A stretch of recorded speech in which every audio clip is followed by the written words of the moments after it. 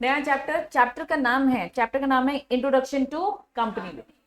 ठीक, अब यहाँ पे ये सारी सारी आउटलाइन दे रखी कि आपके फर्स्ट चैप्टर में क्या क्या है। तो चलिए बिना टाइम वेस्ट किए आराम से स्टार्ट करेंगे। सबसे पहले हेडिंग क्या लिखा है, इंट्रोडक्शन। इंट्रोडक्शन ऑफ क्या लिखा है, jurisprudence of the company law. ये चीज हम पढ़ चुके हैं कल की क्लास में।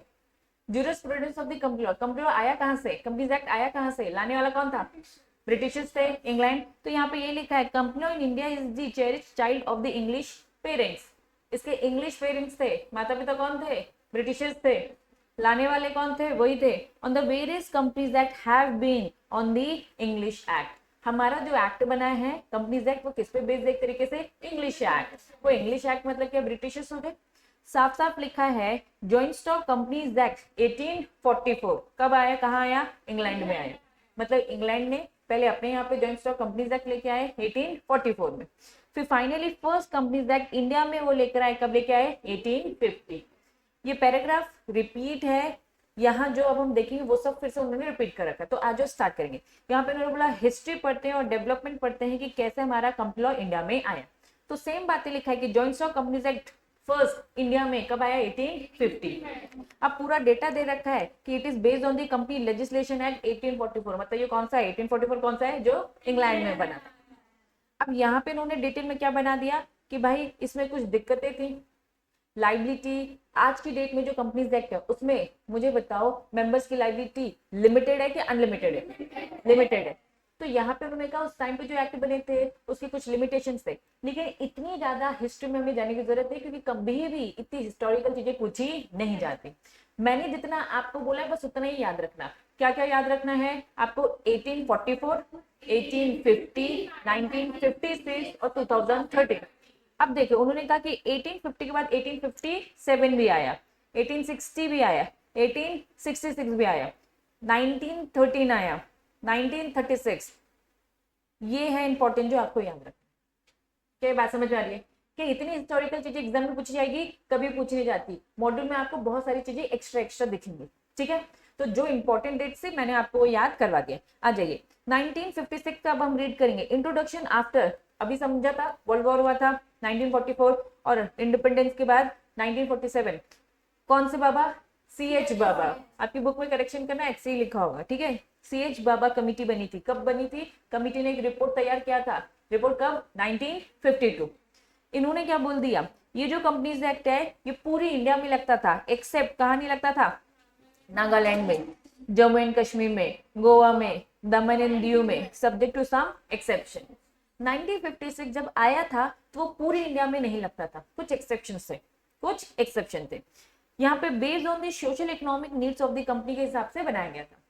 1956 आया, पूरी इंडिया में एप्लीकेबल नहीं था, कुछ जगहों को छोड़कर। कौन कौन सी जगह को छोड़कर, नागालैंड हो गया, जम्मू एंड कश्मीर, गोवा हो गया, दमन एंड दीव। कुछ एक्सेप्शन थे, कुछ सारी चीजें थी जो साफ साफ बोलते भैया इन जगहों पे नहीं लगी। ठीक है, फिर फाइनली 1956 के बाद क्या आता है, 2013। 2013 एक्चुअल में एनकरेज करता है क्या, ट्रांसपेरेंसी। ट्रांसपेरेंसी मतलब डिस्क्लोजर आपको ज्यादा से ज्यादा देना है। अब एक कंपनी में मेंबर्स का पैसा लगा है, शेयर होल्डर का पैसा लगा है। जब शेयर होल्डर का पैसा ले रहे हो तो ऑब्वियसली उसको डिस्क्लोजर नहीं दोगे, क्या देना पड़ेगा, तो फुल आपको डिस्क्लोजर देना चाहिए। High standard of the corporate governance. Corporate governance मतलब कि कुछ लॉज होते हैं, कुछ ट्रांसपेरेंसी, कुछ डिस्क्लोजर आपको देने पड़ेंगे, ये कंपलसरी आपको देना है। तो कंपनीज एक्ट ये सारी चीजें पूरा का पूरा लिख रहा है 2013 में। Is that clear? आपको क्या इतनी सारी डेटें याद करनी है, बिल्कुल भी नहीं। साफ साफ मैंने डेट बता दी, 1844, 1850, 1956, 2013। ये तो पूरी हिस्ट्री बताएंगे ना। ठीक है, पढ़कर समझने लायक है, लेकिन याद करना है क्या, नहीं। ठीक, चलिए बढ़ेंगे आगे। Important committee recommending change to the companies act. ये कंपनीज एक्ट कैसे बदला, इसमें इंपॉर्टेंट कमेटी, मैंने दो कमेटी आपको पहले ही बता दी है। वो दो कमेटी कौन कौन सी है, सी एच बाबा कमेटी और जे रानी कमेटी। इंपॉर्टेंट में अगर मैं बोलूं तो ये बाबा कमेटी है, देन ईरानी कमेटी है, और एक लास्ट कमेटी भी एड ऑन होगा, कंपनी लॉ कमेटी। तो टोटल कितनी कमेटी याद रखनी है, 3। लेकिन पढ़ाऊंगी तो मैं सब, क्यों मैं सब पढ़ाऊंगी, क्योंकि आप अपने इंस्टीट्यूट को पहचान लो। मॉड्यूल उन्होंने दे रखी है ना, तो कहते हम तो कुछ भी पूछ लेंगे, कुछ भी पूछ लेंगे। तो कमिटी तो मैं सब पढ़ाऊंगी। इंपॉर्टेंट यस वो 3 है। क्या बाकी सब एकदम छुड़वा दूंगी? नहीं, रीड तो करना पड़ेगा, क्योंकि अगर 1% उसके चांसेस आने के तो आपको उसके बारे में पता होना चाहिए। चलिए, बाबा कमेटी के बारे में आप जानते हो, 12 मेंबर्स थे। कितने मेंबर्स थे? 12 मेंबर्स थे। 12 मेंबर्स से बनाया गया था 1950 में, रिपोर्ट तैयार की गई थी 1952 में, वही सारी बातें। 12 मेंबर्स, चेयरमैन कौन था? CH बाबा, ठीक है। इसने पूरा का पूरा रिवाइज किया था कंपनीज एक्ट 1930, रिवाइज किया था, मतलब 1956 आया तो 1930 जो उससे पहला था उसको उसने क्या किया? खत्म किया। उसने क्या किया? उसे खत्म किया। एक्चुअल में 1913 और 1936 दोनों को खत्म करके ये फिर आया 1956। तो CH बाबा जो था कमिटी, इसने साफ साफ रिकमेंड किया कि भैया जो ये ऑलरेडी एक्ट है इसमें बहुत सारी प्रॉब्लम है, इसमें बहुत सारे लैक्स है, इसलिए हमें नया कंपनीज एक्ट लेकर आना चाहिए। तो इस कंपनीज एक्ट 1956 के पीछे कौन था, कौन सी कमेटी थी? That was CH Baba committee. तो इसने रिवाइज क्या किया 1913, उन्होंने बस एक ही लिखा है, प्लीज दूसरा भी लिखना है, ठीक है। चलिए, फिर कौन सी कमेटी है? शास्त्री कमेटी। इसने क्या किया? ओवरकम किया क्या? Practically force. समझना पूरा कॉन्सेप्ट।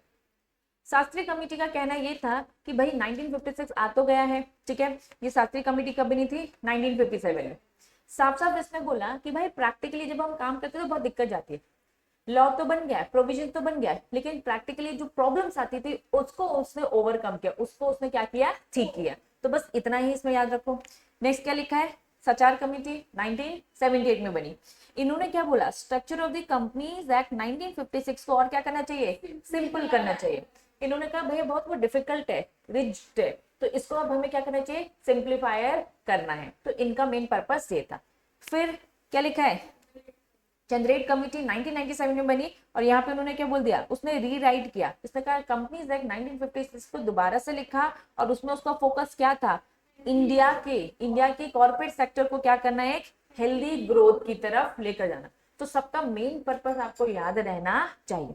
फाइनली फिर कौन आई? इरादी कमेटी 2000 में आई। इसने क्या बोला? ये वाइंडिंग अप की प्रोसेस लेकर आई। वाइंडिंग अप क्या होता है? कंपनी को क्लोज करना, कंपनी को बंद कराना। कंपनी को बंद कराने की एक प्रोसेस होती है। कंपनी को बंद कराने की क्या होती है? एक प्रोसेस। क्या प्रोसेस होती है? इन्होंने कहा भैया कंपनी के मेंबर्स है, कंपनी के बहुत सारे मेंबर्स है। अब मेंबर ओनर है, तो क्या ओनर पूरे के पूरे क्या सामान उठा के लेके चले जाएंगे? मान लो आईटेक्स कंपनी हमारे बंद हो जाता है, तो क्या फर्नीचर उठा उठा के मेंबर लेके जाएंगे? क्या नहीं, एक प्रोसेस होती है। प्रोसेस में क्या होता है कि आपको लिक्विडेट करना होता है। सारे के सारे जो भी एसेट स्टॉक्स होते हैं उनको लिक्विडेट करो, मतलब कन्वर्ट करो कैश के फॉर्म। फर्नीचर को बेचो, पैसा ले लो। सिस्टम को बेचो, पैसा ले लो। प्रोजेक्टर को बेचो, पैसा ले लो। अब पैसा आ गया लिक्विड फॉर्म में। अब इस लिक्विड से सबसे पहले क्या करो? उधारी चुकाओ। क्रेडिटर्स को उधारी चुकाओ। सब उधार चुकने के बाद फिर क्या मिलेगा? अगर कुछ बचता है तो भैया आखिरकार मेंबर को मिलेगा, कुछ नहीं बचता तो कुछ नहीं मिलने वाला। तो एक प्रोसेस होती है जो वाइंडिंग अप प्रोसीडिंग कहलाती है। Is that clear? तो इरादी कमेटी ने वो प्रोसेस बोला। क्या आपके सिलेबस में? हाँ, आपके सिलेबस में हम डिटेल में पढ़ेंगे कि वाइंडिंग अप कैसे किया जाता है, ठीक है। नेक्स्ट कौन सी कमेटी है? जोशी। कब बनी? 2002 में। इसने क्या किया? रेमनेंट मतलब क्या होता है? बचा बुचा पार्ट, रिमेनिंग पार्ट। दी कंपनीज बिल 1997, बिल बोला है। क्या बोला है? बिल। अगर ये बिल की जगह एक्ट लिखा होता दैट मीन्स ये लॉ पास हो गया है। बिल है मतलब ये लॉ पास नहीं हुआ। इसने बोला कि कंपनीज एक्ट 1956 में कुछ और भी चीजें थी जो रह गई थी, इसके लिए बिल पास किया गया, लेकिन वो सक्सेसफुल नहीं हुआ। लेकिन कमेटी तो बनी थी ना, ठीक है, तो इसलिए इस कमेटी का नाम भी लिखा है। देन क्या लिखा है? नरेश चंद कमेटी। कब बना है? 2003 में। क्या बोला? रेगुलेट किया इसने किसको? प्राइवेट कंपनीज को भी और पार्टनरशिप। तो इस कमेटी का काम क्या था? रेगुलेट करना। किसको रेगुलेट करना? प्राइवेट कंपनी और पार्टनरशिप। फिर ईरानी कमेटी है, इसके बारे में तो हम जानते हैं। इस ईरानी कमेटी में वही सारी डिटेलिंग। एमडी था, डायरेक्टर किसका? टाटा सन। किसको? कंपनी का, ठीक है। एडवाइस कर रहा था किसको? गवर्नमेंट को on the revision of the companies act 1956। वो पहली कमेटी जिसने साफ साफ बोला 1956 को हटाओ, क्योंकि वो क्या लेके आना चाहता था? Companies act 2013। लेकिन कंपनीज एक्ट 2013 में लाने के पीछे बस इसी का योगदान नहीं है, बहुत सारी कमेटी का है, लेकिन मेजोरिटी पोर्शन इसी का है, इसलिए जे ईरानी रिपोर्ट पढ़ी जाती है। उसका रिकमेंडेशन बहुत ज्यादा लिया गया। और किस किस का लिया? उसने क्या बोला? एक वाइस कमेटी भी है, इसका भी 2013 में लिया गया, ठीक है। इसने क्या ऐड किया? Prosecution mechanism. प्रोसिक्यूशन मैकेनिज्म मतलब केसेस, तो पहले हमारे केसेस ना हाई कोर्ट में जाया करते थे, ठीक है, लेकिन अब धीरे धीरे कहाँ गया, ट्रिब्यूनल बना दिए गए, एनसीएलटी ट्रिब्यूनल्स वगैरह बना दिए गए, तो वो सारी उन्होंने प्रोसीडिंग लेके आए। फिर फाइनली एक कमिटी बनी, company law committee. Company law committee ने रिकमेंड किया गवर्नमेंट को कि भैया अब आपको कंपनीज एक्ट 2013 लेकर आना चाहिए, और साथ में क्या लेके आना चाहिए, एलएलपी एक्ट 2008। तो दो चीजें इस कमिटी ने दो चीजें हमें दी, कंपनीज एक्ट 2013 भी दिया और एलएलपी एक्ट 2008। तो इन शॉर्ट तीन इंपॉर्टेंट कमिटी, बाबा कमिटी, ईरानी कमिटी और कंपनी लॉ कमिटी, ये इंपॉर्टेंट है, इसका नॉलेज तो होना ही चाहिए। लेकिन एग्जाम में इंस्टीट्यूट तो कुछ भी पूछ सकता है, इसलिए मैंने सारी कमिटी का एक क्रक्स आपको बता दिया। क्लियर है, पक्का? यहाँ ऊपर आपको पेज नंबर दिखते जाएगा, ओल्ड वाले जो भी सिलेबस है, ठीक है। पेज नंबर 6 में आ जाओ, पेज नंबर 6 में आ जाओ पुराने वाले बच्चे।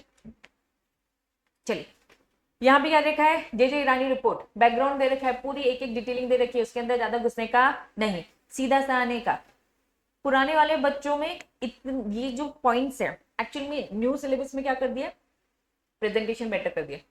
ओल्ड सिलेबस में आप देखोगे तो एक मोटा मोटा पैराग्राफ दे रखा है, तो उस पैराग्राफ से डरना नहीं, आप भी ये सारे न्यू पॉइंट्स को ऐड ऑन कर लेना, ठीक है, क्योंकि इतना मोटा पैराग्राफ क्यों पढ़ोगे, इससे अच्छा न्यू में आपके इंस्टीट्यूट ने थोड़ी सी मेहनत कर रखी है और पॉइंट्स दे दिए, सेम वही लिखा है, सेम वो लिखा है। चलिए फटाफट, जे ईरानी रिपोर्ट की अब हम बात करेंगे, जिसका बहुत बड़ा योगदान था किसमें, कंपनी तक 2013 में। उसने क्या क्या चीजें इंक्लूड करी, चलिए इन्होंने कहा ये प्राइवेट और स्मॉल कंपनी को क्या देना चाहिए, फ्लेक्सिबिलिटी देनी चाहिए, फ्रीडम देना चाहिए, ताकि वो ऑपरेशन और कंप्लाइंसेस लोअर कॉस्ट में हो सके।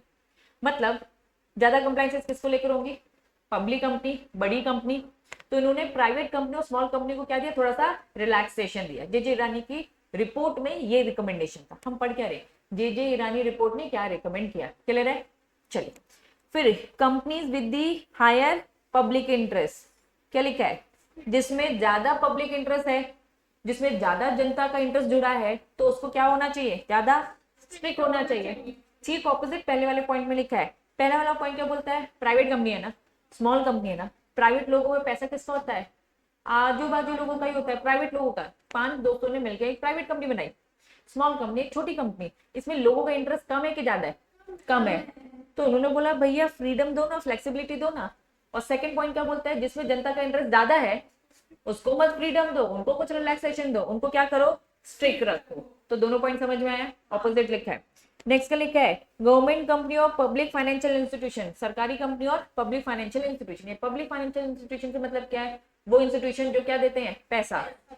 अब पब्लिक फाइनेंशियल इंस्टीट्यूशन का एक आध एग्जांपल बताते हैं। जाते हो साहिल होंडा, जाते हो कोई भी होंडा, जाते हो एक्टिवा खरीदते हो, एक्टिवा खरीदने वाले जितने भी वो रहते हैं, कभी कभार तो बैंक भी रहते हैं, लेकिन कुछ ऐसे भी नाम होते हैं जो आपने कभी नहीं सुने होते हैं क्या, जो कभी भी नहीं सुने होते वो पब्लिक फाइनेंशियल इंस्टीट्यूशन होते हैं। मतलब एक्चुअल में ये इंस्टीट्यूट है पब्लिक जनता के लिए फाइनेंशियल इंस्टीट्यूशन, जो आपको क्या देते हैं, फाइनेंस की फैसिलिटी देते हैं, ठीक है। तो बैंक के जैसे ही ये लोग पूरा फाइनेंस की फैसिलिटी देते हैं। तो उन्होंने कहा जो भी सरकारी कंपनी है और जो पब्लिक फाइनेंशियल इंस्टीट्यूशन है, इनको क्या रखो, सिमिलर पैरामीटर, मतलब दोनों के रूल्स रेगुलेशन सेम रखें। इससे क्या रहेगा, थोड़े से स्ट्रिक्ट रहेंगे, ये पब्लिक फाइनेंशियल इंस्टीट्यूशन अपनी मनमानी ना करे, तो गवर्नमेंट कंपनी जैसे इनको ट्रीट करो, ये वैसे ही करेंगे। जैसे बैंक होते हैं, गवर्नमेंट के बैंक है ना, एसबीआई क्या है, गवर्नमेंट का पूरा बैंक है, तो उनके जो पैरामीटर्स है सेम पब्लिक फाइनेंशियल इंस्टीट्यूशन के भी पैरामीटर्स रहेंगे, ताकि ये जनता के साथ धोखाधड़ी ना करे। लॉस को लेकर क्या रही है पैरामीटर। नेक्स्ट क्या लिखा है, हमेशा सिंप्लीफाइड रेगुलेटरी होना चाहिए, मतलब लॉ रूल्स रेगुलेशन सिंपल होने चाहिए, ताकि फॉलो करने में क्या हो जाए, आसानी रहे। नेक्स्ट एट्यून मतलब होता है अवेयर। इंडियन कंपनी लॉ को हमें क्या करना है, अवेयर करना with the global reforms taking the place in the arena. हमारा जो लॉ है वो ग्लोबल लेवल में लोगों को नोन होना चाहिए। होता क्या है, बाहर के लोग इंडिया में बिजनेस करने का इंटरेस्ट दिखाते हैं। अगर देखा जाएगा तो एक्चुअली में बच्चा फॉरेनर्स ना इंडिया में थोड़ा सा इंटरेस्ट दिखा रहे, थोड़ा नहीं बहुत इंटरेस्ट दिखा रहे, क्योंकि यहाँ पे उनको लग रहा है कि भैया पॉपुलेशन बहुत ज्यादा है, तो क्योंकि पॉपुलेशन यहाँ पे ज्यादा है तो इन्वेस्टमेंट यहाँ पे हम करेंगे तो हमें प्रॉफिट भी, ग्रोथ भी अच्छा खासा मिलेगा। लेकिन होता क्या था, पहले फॉरेनर्स बहुत डरते थे इंडिया में पैसा लगाने में। क्यों? क्योंकि हमारे देश में बहुत सारे टैक्सेस हुआ करते थे। जब से जीएसटी आ गया तो थोड़ा सा रिलैक्सेशन हो गया, होता क्या था, वहां के लॉयर आते थे, यहाँ बिजनेस करने का सोचते थे, तो ऐसे सारे हिडन टैक्सेस होते थे।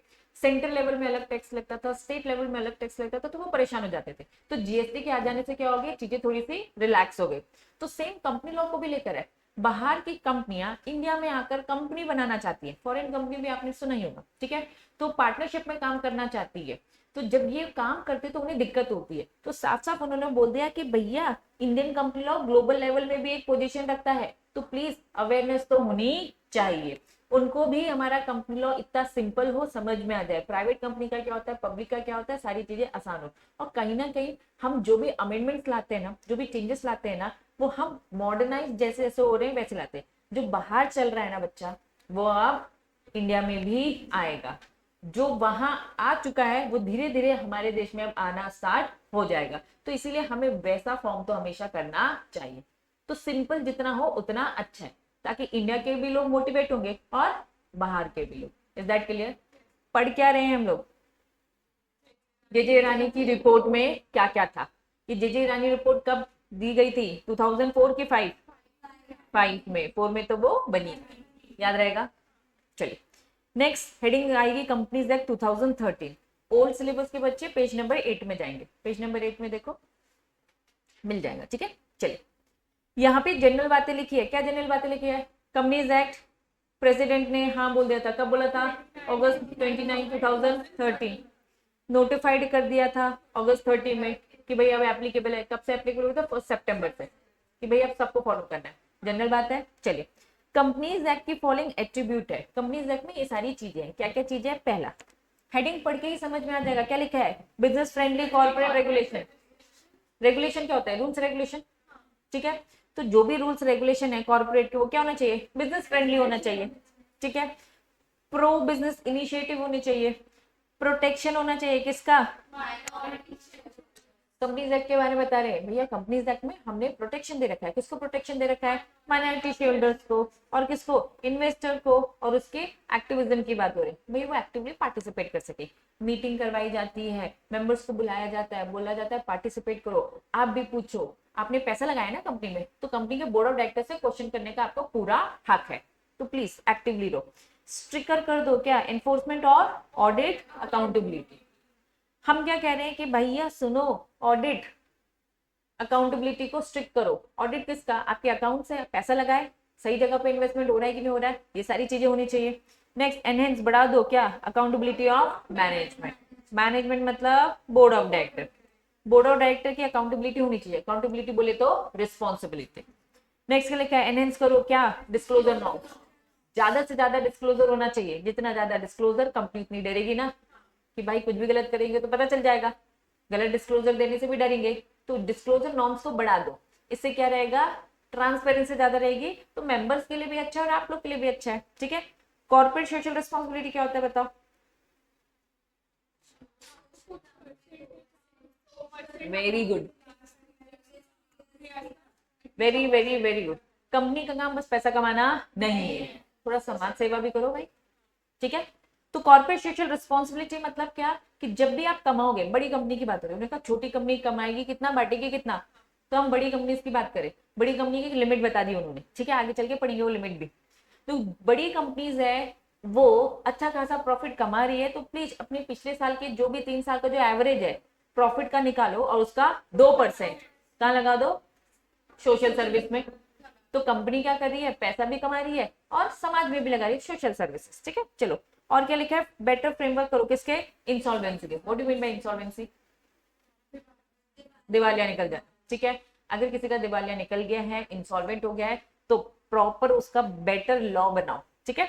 और गुड कॉर्पोरेट गवर्नेंस। क्या होता है गुड कॉर्पोरेट गवर्नेंस? कॉर्पोरेट मतलब कंपनी समझते हो। अब गवर्नेंस में क्या क्या आता है मैं बता दूं। गवर्नेंस मतलब क्या? ट्रांसपेरेंसी रखो, रिस्पॉन्सिबल रहो, अकाउंटेबल रहो। मतलब आपको अपनी कंपनी को इस तरीके से चलाना है कि सामने वाले मेंबर्स को किसी भी तरीके से दिक्कत ना हो, पूरी ट्रांसपेरेंसी रहे, दैट्स इट। तो गुड कॉर्पोरेट गवर्नेंस, लॉ को अच्छे से फॉलो करो, ऑटोमेटिक गुड कॉर्पोरेट गवर्नेंस हो जाएगा। क्लियर है? पक्का? चले अब इधर उधर की बातें हैं, चिल्लर चिल्लर हेडिंग है। क्या लिखा है? Reforms under companies act. जितने भी चेंजेस किए गए हमारे कंपनीज एक्ट में, उसका मेन पर्पस क्या था? ईज ऑफ डूइंग बिजनेस, हम चाहते हैं अपने बिजनेस को आसान से आसान करें। रिपीट है, क्या लिखा है, changing economic and business environment both domestically और ग्लोबली। जैसे जैसे टाइम बदल रहा है हमें रिफॉर्म्स करने पड़ते हैं। हमारा इस रिफॉर्म के पीछे ऑब्जेक्ट क्या है, सेम रिपीट, क्या ऑब्जेक्ट है, कंपनीज एक्ट में provide business friendly corporate regulation. कुछ सुना सुना लग रहा है, प्रो बिजनेस इनिशिएटिव, फिर से सुना सुना लग रहा है, e governance initiative, good corporate governance, CSR, corporate social responsibility. In short ये जो पॉइंट्स है ना, फिर से रिपीट है वापस। हेडिंग क्या बोलता है, जितने भी चेंजेस हमारी कंपनीज एक्ट में हो रहे हैं, क्यों हो रहे हैं, क्योंकि हम बिजनेस को इजी से डील करना चाहते हैं। हमारा पर्पस क्या है, पर्पस रिपीट, यही पॉइंट है, दैट्स इट। क्लियर है, चिल्लर चिल्लर क्वेश्चन बढ़े आगे। चलिए तो बढ़ते हैं। न्यू सिलेबस में पेज नंबर क्या है 21 और ओल्ड में क्या है 28।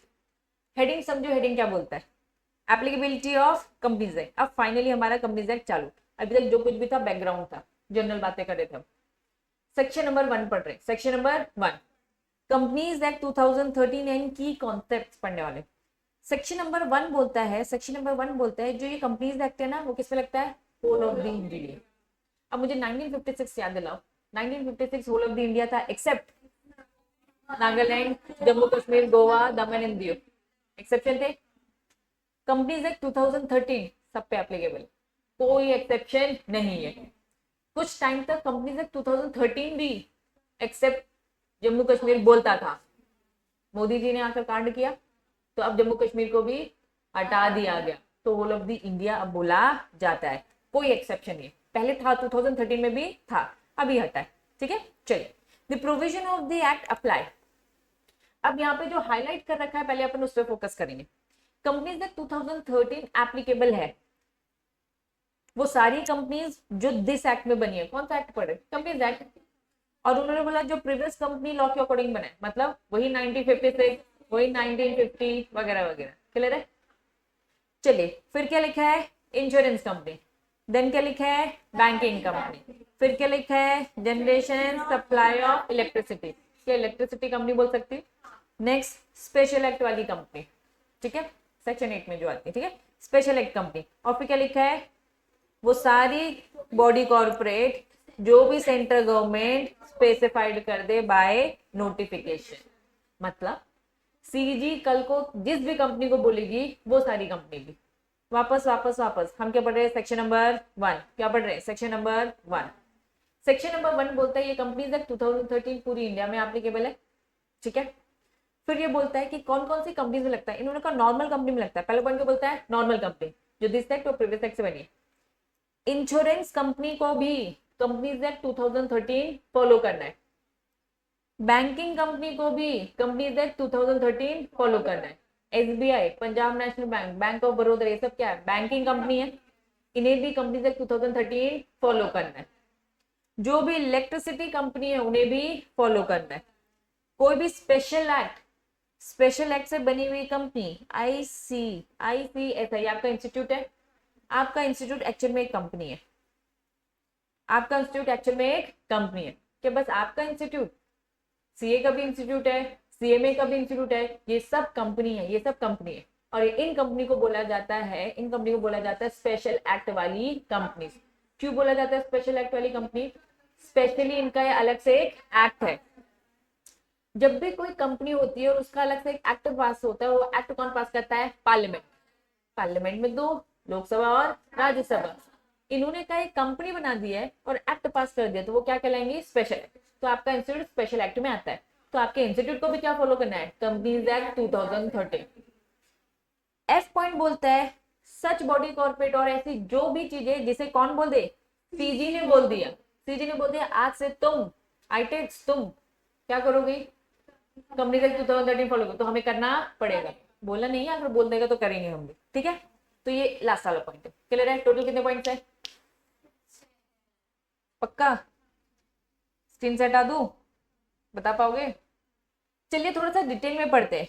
पहला वाला तो डिटेल में पढ़ लिया, नॉर्मल कंपनी जो दिस एक्ट और प्रीवियस, थोड़ी सी और डिटेलिंग में जाएंगे। इंश्योरेंस कंपनी क्या लिखा है, एक्सेप्ट। इंश्योरेंस कंपनी को कंपनी एक्ट फॉलो करना है, एक्सेप्ट बोल दिया, मतलब फॉलो करने की जरूरत नहीं है। इन्होंने कहा भैया सुनो, हमारे खुद के एक एक्ट बने हैं, जिसे हम क्या बोलते हैं, इंश्योरेंस एक्ट भी बना है, और एक क्या बना है, insurance regulatory development authority act. चलो फिर से पढ़ते हैं बैंकिंग कंपनी का। बैंकिंग कंपनी ने बोला हमारे खुद के एक्ट बने, banking regulation act. Electricity company ने बोला हमारे इलेक्ट्रिसिटी एक्ट बना है। स्पेशल एक्ट बोलता है कि हमारे तो, स्पेशल एक्ट वाली कंपनी बोलती है हमारे तो स्पेशल एक्ट बने ही हुए हैं ना पहले से ही। Is that clear?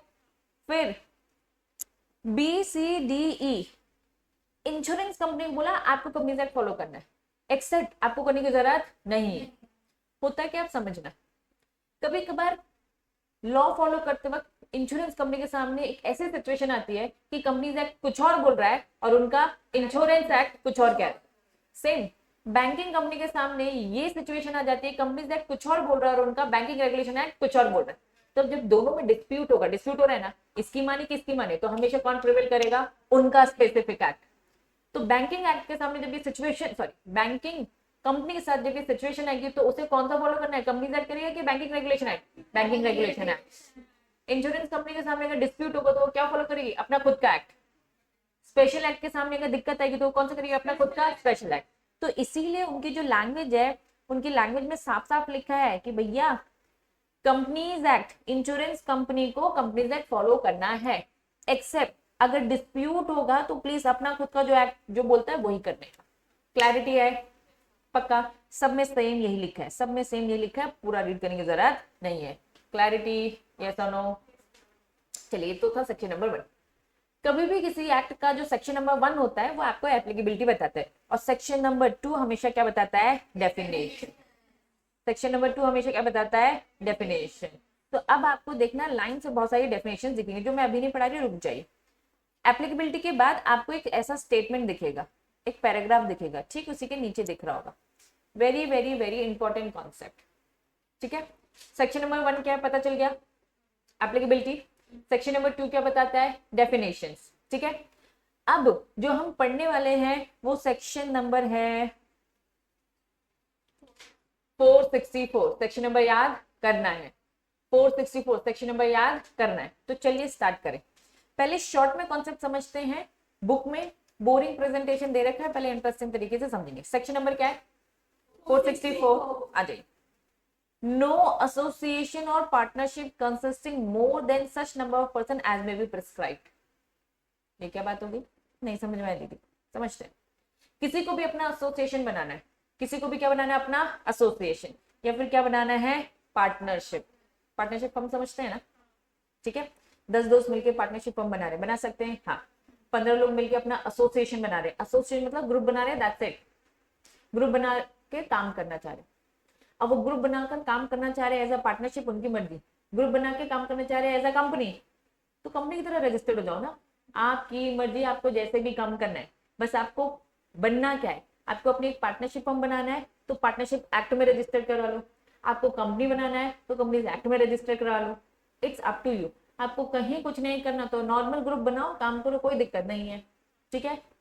सोल काम करना है, सोल करो, फर्म में किसी के साथ मिलकर पार्टनरशिप करना है, पार्टनरशिप करो, ठीक है। चलिए, इन्होंने कहा, फिर से रीड कर रही हूँ, नो एसोसिएशन ऑफ पार्टनरशिप। अगर आप एसोसिएशन बना रहे हो, पार्टनरशिप बना रहे हो, तो नंबर ऑफ पर्सन उतने रखना जो क्या है, प्रिस्क्राइब्ड है, जो क्या है, प्रिस्क्राइब्ड है। एसोसिएशन पार्टनरशिप बनाने के लिए आपको हमने एक नंबर ऑफ पर्सन प्रिस्क्राइब कर रखे, क्या प्रिस्क्राइब है, आ जाओ, what are the number. Government can increase, government prescribe limit को इंक्रीज कर सकता है, कितना इंक्रीज कर सकता है, 100। लेकिन अभी गवर्नमेंट ने क्या लिमिट रखी है, करंट 50। मतलब किसी को भी अगर अपना एसोसिएशन बनाना है तो वो एसोसिएशन मैक्सिमम कितने का हो सकता है, 50 का। पार्टनरशिप फर्म बनानी है तो मैक्सिमम कितने का कर सकता है, 50 का, 50 से ज्यादा नहीं, क्योंकि गवर्नमेंट ने अभी क्या प्रिस्क्राइब कर रखा है, 50। लेकिन गवर्नमेंट कल को चाहे तो ये लॉ बदल सकती है और इसको क्या कर सकती है, 100 कर सकती है, 60 भी कर सकती है, 70, 80, 90, मतलब 100 से ज्यादा गवर्नमेंट नहीं करेगी। क्या ये बात समझ आ रही?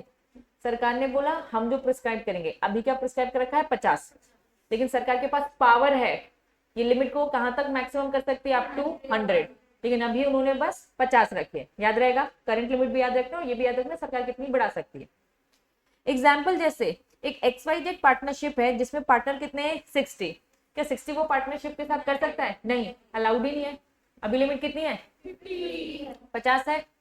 तो जब लिमिट हमारी अभी 50 है तो हम नहीं कर सकते, ठीक है। तो इसे हम क्या बोलेंगे? Illegal association. क्या बात समझ में आ रही है? चलिए, maximum number is not mention in the partnership act. Actually में पार्टनरशिप एक्ट साइलेंट है, वो बताता ही नहीं है कि कितने लोग मिलकर पार्टनरशिप में आ सकते हैं। तो कौन सा एक्ट साइलेंट है? पार्टनरशिप एक्ट साइलेंट है। लेकिन अभी हम क्या पढ़ रहे हैं? सेक्शन 464 किसका है? Companies act 2013। तो पार्टनरशिप एक्ट चुप है, लेकिन कंपनीज एक्ट चुप नहीं है, उसने अपनी लिमिट बता दी है। तो इसलिए पार्टनरशिप कंपनीज एक्ट में आता नहीं है, लेकिन तब भी उसे फॉलो करना पड़ेगा। तो कितने रखने पड़ेंगे उन्हें? 50। For a legal form maximum number कितने होंगे? 50।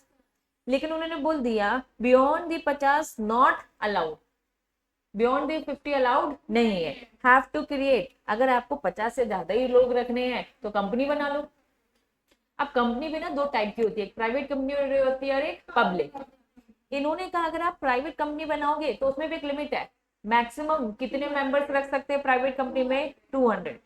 इन्होंने कहा अगर आपको पब्लिक कंपनी बनानी है कोई लिमिट नहीं है, अनलिमिटेड आप मेंबर्स बना सकते हो। रिलायंस कंपनी प्राइवेट कंपनी है कि पब्लिक? टाटा पब्लिक, इसमें 1000 से भी ज्यादा मेंबर हो सकते हैं, कोई लिमिट थोड़ी ना है। लेकिन एक प्राइवेट कंपनी की लिमिट कितनी होती है? 200। एक पार्टनरशिप की लिमिट कितनी होती है? 50। किसी भी टाइप का आपने एसोसिएशन बनाया उसकी लिमिट कितनी है? 50। आप कह रहे हो नहीं दीदी हमें 50 से ज्यादा होना है, तो फिर being a CS consultancy provide करना, और आप उसे क्या सजेस्ट करोगे? क्या बना लो? कंपनी। और कंपनी कौन सी बना लो? प्राइवेट। अगर 60-70 ही रखना है तो प्राइवेट बना लो। लेकिन आप कह रहे हो नहीं भैया उससे भी 100 से भी ज्यादा, 200 भी ज्यादा, 300, 400, 500 रखना है, तो फिर सजेस्ट करना पब्लिक कंपनी। क्लैरिटी है? Then nothing in sub clause 1, अभी हमने सब क्लॉज 1 पढ़ा। Shall apply Hindu undivided family. चलो पहले समझते हैं हिंदू अनडिवाइडेड फैमिली, एचयूएफ क्या होता है? Family business. ये फैमिली बिजनेस की बात है, हिंदू हिंदू वाली फैमिली की बात हो रही है, ठीक है, उन्हीं पे एप्लीकेबल है, मतलब मोमडेन क्रिश्चियन इन सब की बातें नहीं हो रही। हिंदू फैमिली बिजनेस क्या बोलता है? एक हिंदू फैमिली जो अपना खुद का बिजनेस कर रही है, अब वो भी तो बिजनेस कर रही है। इन्होंने कहा ये बात इन पे एप्लीकेबल नहीं है। अगर फैमिली ज्वाइंट फैमिली है, सब मिलकर काम कर रहे हैं और उसमें 70 लोग हैं तो अलाउड है। वापस कोई भी बिजनेस करेगा, चाहे एसोसिएशन बना के चाहे पार्टनरशिप, 50 से ज्यादा नहीं। लेकिन अगर वो एचयूएफ है तो उन्हें अलाउड है, तो 60, 70, 80, 90 तक का कर सकते हैं। एसोसिएशन या पार्टनरशिप बना रहे हैं, फॉर्म क्या लिखा है? प्रोफेशनल। ये प्रोफेशनल कौन है? CA, CA, CMA firm. आप लोग प्रोफेशनल्स कहलाते हो। कल को आप भी अपनी पार्टनरशिप फर्म खोलोगे, तो इन्होंने कहा ये बात इन पे भी एप्लीकेबल नहीं है। ये स्पेशल एक्ट से बनी हुई प्रोफेशनल्स हैं, तो इन स्पेशल एक्ट से बने हुए प्रोफेशनल को साफ साफ बोल दिया है कि भैया आप पे भी एप्लीकेबल नहीं होता है। इन शॉर्ट पूरा का पूरा कॉन्सेप्ट सेक्शन 464 क्या बोलता है? किसी को भी एसोसिएशन बनाना है, पार्टनरशिप में बनाना है, कितना आप बना सकते हो? कितने लोग मिलकर? 50। सीजी के पास पावर है इस 50 को कभी भी बढ़ा सकते हैं, लेकिन कभी वो 100 से ज्यादा बढ़ाएगी नहीं। अभी बस 50 रखा है, ठीक है। कोई भी 50 से ज्यादा लिमिट रखता है तो हम उसे डिक्लेयर कर देंगे इलीगल एसोसिएशन है, इलीगल कॉर्पोरेटाइजेशन इलीगल है, ये हमारे हिसाब से सही नहीं है। इन्होंने साफ साफ बोल दिया है कि 2 एक्सेप्शन है, जनरल रूल 50 से ज्यादा नहीं, एक्सेप्शन 50 से ज्यादा हो सकते हैं। किस किस में? एचयूएफ में, और प्रोफेशनल पार्टनरशिप फर्म बना सकते हैं। वो पार्टनरशिप प्रोफेशनल कौन बना सकते हैं? CA, CA, CA. क्लैरिटी है? अब ये पूरा कंटेंट जो भी मैंने आपको पढ़ाया इंटरेस्टिंग तरीके से, वो बोरिंग तरीके से सब लिखा है। ये लिखा है सेक्शन 464 नो एसोसिएशन, 50 दिख रहा है, 50 है ना, 100 कर सकते हैं सरकार, नॉट एप्लीकेबल किसमें? एचयूएफ में, प्रोफेशनल में। तो ये सारी चीजें ये मैं आपको पीडीएफ दे दूंगी, आप बुक में मार्क कर लेना, रीड कर कर कर मार्क कर लेना, ठीक है, बाद में लिखेंगे, ठीक। क्योंकि मैं आपको इसीलिए ये सिस्टम चला रही हूँ, क्योंकि यहाँ पे भी पढ़ोगे और फिर जब मार्क करोगे तो घर पर एक और बार आपका रिविजन हो जाएगा। तो बस मेरा ये पर्पस है, इसलिए मैं ऐसा कर रही हूँ, ठीक। यहाँ तक चीजें क्लियर हो गई। नेक्स्ट डेफिनेशंस में आएंगे। ओल्ड सिलेबस में 29 में दिखेगा, पेज नंबर 29 दिख रहा है। आइए, यहाँ पे इन्होंने बोला कि कंपनीज एक्ट में कुछ डेफिनेशन है, ये सारी चीजें स्किप होंगी और सीधे यहाँ पे आएंगे। टाइप ऑफ डेफिनेशन, आप 2 टाइप की डेफिनेशन देखते हैं, ये बस कंपनीज एक्ट में नहीं देखते हैं, किसी भी दूसरे एक्ट में देखोगे उसमें भी आपको ऐसी डेफिनेशन दिखेंगे। टाइप होते हैं 2, पहला होता है रिस्ट्रिक्टिव डेफिनेशन। दूसरा क्या होता है, एक्सटेंसिव। रिस्ट्रिक्टिव में क्या होता है, मीन, ऐसे वर्ड यूज किया जाता है। कोई भी डेफिनेशन जब आप पढ़ोगे तो उसमें लिखा होता है मीन, दैट मीन्स वो कौन सी डेफिनेशन है, रिस्ट्रिक्टिव। किसी में भी लिखा है इंक्लूडेड, तो क्या है, एक्सटेंसिव। चलिए समझते हैं। When in a definition the word, जब किसी डेफिनेशन में वर्ड यूज होता है मीन, इसका मतलब क्या है, वो रिस्ट्रिक्टेड है, जितना बताया गया बस उतना। एग्जाम्पल के तौर पे आ जाइए, ये देखते हैं डायरेक्टर। डायरेक्टर में क्या लिखा है, director means a director appointed to board of a company. मतलब डायरेक्टर वो है जिसे कंपनी के बोर्ड ऑफ डायरेक्टर अपॉइंट करेंगे, दैट्स इट। इसकी डेफिनेशन बस इतनी ही है, ना इससे कम ना इससे ज्यादा, इसका स्कोप बस इतना ही है। तो इस टाइप की डेफिनेशन को हम क्या बोलते हैं, रिस्ट्रिक्टिव डेफिनेशन। यहाँ पे उन्होंने बोला जो रिस्ट्रिक्टिव डेफिनेशन होता है ये हार्ड एंड फास्ट डेफिनेशन होती है, कंप्लीट होती है, ठीक है, ये कंप्लीट होती है, इसका कोई अदर मीनिंग आप नहीं निकाल सकते। ठीक इसके ऑपोजिट क्या होता है, एक्सटेंसिव। वर्ड में ही मीनिंग छुपा है, एक्सटेंड करना। इन्होंने कहा जब किसी डेफिनेशन में क्या लिखा रहता है, इंक्लूड मतलब लंबी चौड़ी डेफिनेशन हो गई। इसका मीनिंग क्या होता है, वाइडर मीनिंग होता है। मतलब रिस्ट्रिक्टिव का मीनिंग क्या होगा, नैरो होगा, इसका स्कोप कम होगा, ये वाइडर होगा। रिस्ट्रिक्टिव विद डेफिनेशन के कंपैरिजन ये क्या होती है, वाइडर होती है। एनलार्ज इसका मीनिंग बहुत ज्यादा होता है। आज ये एग्जांपल में समझते, जैसे बॉडी कॉर्पोरेट कॉर्पोरेशन, क्या लिखा है, इंक्लूड। बॉडी कॉर्पोरेट की डेफिनेशन में और क्या आता है, इन्होंने कहा कंपनी इनकॉर्पोरेट आउटसाइड इंडिया। समझना, जहां कहीं भी बॉडी कॉर्पोरेट लिखा है उस बॉडी कॉर्पोरेट से मतलब हमारी इंडिया में बनी कंपनी से भी है और इंडिया के बाहर बनी कंपनी से भी है। तो जहां कभी इंक्लूड वर्ड आ जाता है तो इसका मतलब क्या है, मीनिंग बहुत ज्यादा है। मीनिंग बस उतना ही है जितना हमने बताया, उससे कहीं ज्यादा है। बॉडी कॉर्पोरेट मतलब वो सारी कंपनी जो इंडिया में है और वो भी कंपनी जो इंडिया के बाहर है। बट डज नॉट इंक्लूड मतलब ये तो बिल्कुल भी नहीं है। इन्होंने बोला एक कॉर्पोरेट सोसाइटी समझते हैं, एक आध एग्जांपल दो कॉर्पोरेट सोसाइटी का। अमूल कॉर्पोरेट सोसाइटी है, वो कंपनी नहीं है, अमूल की कोई कंपनी नहीं है, उसने अपनी कॉर्पोरेट सोसाइटी बनी है। एक्चुअली में कॉर्पोरेट सोसाइटी एक्ट अलग से होता है। इट इज जस्ट लाइक किसी ने पार्टनरशिप फॉर्म बनाया तो पार्टनरशिप फॉर्म एक्ट फॉलो किया। कॉर्पोरेट सोसाइटी बनाया है तो कॉर्पोरेट सोसाइटी एक्ट अलग से है, ठीक है। इन्होंने कहा कोई भी कॉर्पोरेट सोसाइटी बॉडी कॉर्पोरेट नहीं है। एनी अदर बॉडी कॉर्पोरेट जो भी सेंट्रल गवर्नमेंट बोल दे वो बॉडी कॉर्पोरेट नहीं है। तो यहाँ पे जहां कहीं इंक्लूड लिखा है तो इस टाइप की डेफिनेशन को हम कौन सी डेफिनेशन बोलते हैं, एक्सटेंसिव, ठीक है। और जिसमें मीन लिखा है उसका मतलब क्या है, रिस्ट्रिक्टेड। मीन मतलब कंप्लीट और इंक्लूड में मतलब क्या हो जाता है, वाइडर स्कोप। क्लैरिटी है, तो ये दो टाइप होते हैं। जनरल नॉलेज को बताया जा रहा है। इन्होंने कहा है कभी कभार ना जब आप एक्ट पढ़ोगे तो ये डेफिनेशन तो आएंगे, डेफिनेशन के साथ ना कुछ एक्सप्लेनेशन भी आते हैं। आप जब अगर कंपनीज एक्ट पूरे डिटेल में पढ़ोगे तो आपको लगेगा एक्सप्लेनेशन। तो एक्सप्लेनेशन क्यों दिया जाता है, एक्सप्लेनेशन बात में इसलिए दिया जाता है ताकि किसी भी वर्ड का मीनिंग एक तरीके से क्लियर हो जाए। जी जो भी सेक्शन में लिखा है वो एक तरीके का पार्ट होता है। और एक्सप्लेनेशन कहीं ना कहीं आपको ये बताता है कि भैया इसका मतलब ये नहीं सोचना है। मतलब होता क्या है, हम अगर पढ़ रहे हैं कोई भी, फॉर एग्जाम्पल यहाँ हम पढ़ते पढ़ते देखेंगे कि यहाँ सेक्रेटरी को ये काम करना है, सेक्रेटरी लिखा है, कंपनी सेक्रेटरी नहीं लिखा है, तो एक्सप्लेनेशन में क्या लिख दिया जाएगा, सेक्रेटरी से मतलब हमारा क्या है, कंपनी सेक्रेटरी, ताकि आपको क्लैरिटी आ जाए। इससे बीच बीच में आपको एक्सप्लेनेशन दिया जाएगा, ठीक है। तो चलिए बढ़ते आगे। अब आपको डेफिनेशन दिख रही है, पूरी लिस्ट दिख रही है डेफिनेशन की। सेक्शन नंबर 1 क्या बोलता है, एप्लीकेबिलिटी। सेक्शन नंबर 2 क्या बोलता है, डेफिनेशन। फिर हमने एक और सेक्शन नंबर पढ़ा 464, क्या बोलते हैं 464, लिमिट बताता है किसकी, पार्टनरशिप फर्म की और एसोसिएशन की। कितनी लिमिट थी, सीधी इसको बढ़ा सकता है कहां तक, 100 तक। कुछ एक्सेप्शन भी थे, एचएफ और प्रोफेशनल्स की बात हो रही है, वो अपना एसोसिएशन फॉर्म बना सकते हैं 50 से ज्यादा। जो स्पेशल एक्ट से बना प्रोफेशनल और स्पेशल एक्ट से बने प्रोफेशनल कौन है, आप लोग हो, सीए सीएमए। क्लियर है, पक्का, कच्चा तो नहीं है कुछ। चलिए अब डेफिनेशन देखना क्या लिखा है, सेक्शन 2 कभी भी लिखा रहता है ना, समझना सेक्शन 2 और ये क्या लिखा है 20। इसको रीड करने का तरीका क्या होता है, सेक्शन 2 सब सेक्शन 20।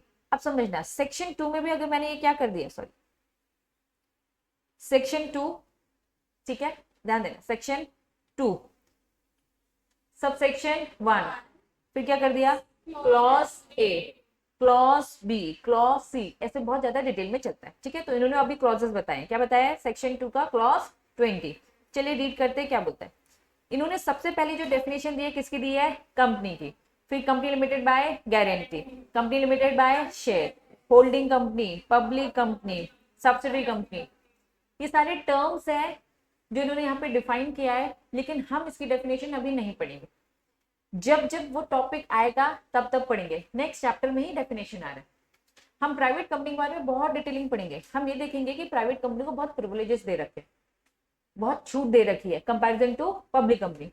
तो उसमें जब वो टॉपिक आएगा तो पहले क्या पढ़ेंगे, प्राइवेट कंपनी क्या होता है, पढ़ेंगे पब्लिक कंपनी क्या होता है। तो मैं एक बार में अगर पूरी डेफिनेशन पढ़ाऊंगी तो आपके दिमाग में नहीं जाने वाली, तो डेफिनेशन धीरे धीरे घुसाऊंगी। तो अभी यहाँ पे नहीं पढ़ेंगे, ये फिर से रिपीट होगी, जब रिपीट होगी तब हम पढ़ेंगे। तो जैसे 1% company, private company, small company, dormant company, Nidhi company, listed company, government company, foreign company, ये सारे जितनी भी डेफिनेशंस हैं ये अभी स्केप होंगे, लेकिन ये आपके नेक्स्ट चैप्टर में फिर से रिपीट ही दे रखे हैं। तो मैं वहीं पे बेटर पढ़ाऊं तो ज्यादा अच्छा है, क्योंकि वहां पे एक डेफिनेशन आएगी और फिर डिटेलिंग आएगी, तो आपके दिमाग में थोड़ा सा रिटेन होगा।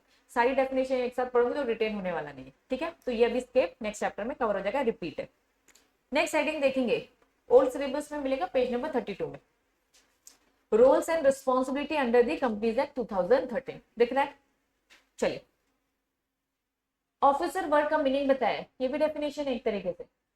ऑफिसर से उनका मतलब क्या है, ऑफिसर से उनका मतलब क्या है, जहां कहीं भी लिखा है ना कि ऑफिसर पर्सनली लाइबल होगा, तो ऑफिसर से उनका मतलब क्या है, डायरेक्टर, मैनेजर, की manager person, any person according with the direction, जो भी डायरेक्शन फॉलो करते हैं वो सारे पर्सन। मतलब यहाँ पे भी क्या दे रखी है, डेफिनेशन दे रखी है ना, ऑफिसर से मतलब कंपनी के डायरेक्टर से। तो अगर लिखा होगा ना कि कंपनी को ये रूल रेगुलेशन फॉलो करने, अगर कंपनी ने वो रूल रेगुलेशन फॉलो नहीं किया तो उसका ऑफिसर इसके लिए रिस्पॉन्सिबल रहेगा, ऑफिसर में 1 करोड़ का फाइन लगेगा। एग्जाम्पल दे रही हूँ, ऑफिसर में 1 करोड़ का फाइन लगेगा, दैट मीन्स वो किस पे बोल रहे हैं, डायरेक्टर पे लगेगा, मैनेजर पे लगेगा, केएनपी में लगेगा, और वो सारे पर्सन जो इंस्ट्रक्शन के अकॉर्डिंग काम करते हैं उन सब पे लगेगा। क्या बात समझ में आ रही है। तो यहाँ पे ऑफिसर वर्ड का बस मीनिंग समझा है। नेक्स्ट हेडिंग क्या दे रखा है, इंपॉर्टेंट, की मैनेजर पर्सन। चलिए वर्ड टू वर्ड पढ़ते। की मतलब क्या होता है, इंपॉर्टेंट, ठीक है। मैनेजर मतलब मैनेज करने वाले, पर्सनल मतलब स्टाफ की बात हो रही है। तो एक कंपनी में इंपॉर्टेंट स्टाफ कौन होता है, जो कंपनी को मैनेज करता है। इन्होंने पूरी लिस्ट दे रखी है। एक कंपनी का CEO, full form chief executive officer, MD managing director, और जो नॉर्मल मैनेजर होते हैं ये की मैनेजर पर्सन होते हैं।